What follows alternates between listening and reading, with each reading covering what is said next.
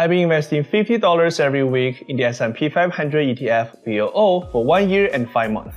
I've achieved an 11.2% rate of return by the end of last week. Check out my weekly update in this video. By Friday, the S&P 500 went up by 1%. It was definitely a decent return for the Thanksgiving week with only 4 trading days. This week, nothing major happened.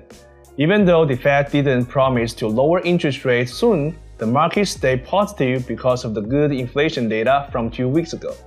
Economic numbers are okay, not too high or low, and that's helping the stock market.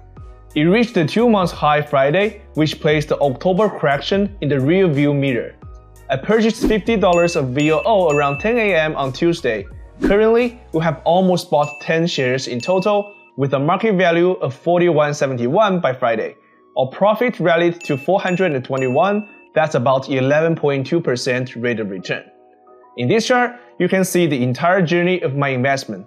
We've quietly achieved 4 weeks of consecutive wins. Let's aim for a robust end to 2023 and see if we can keep the momentum going in December. That's the brief update for the Thanksgiving. As always, successful investing only needs consistency and patience.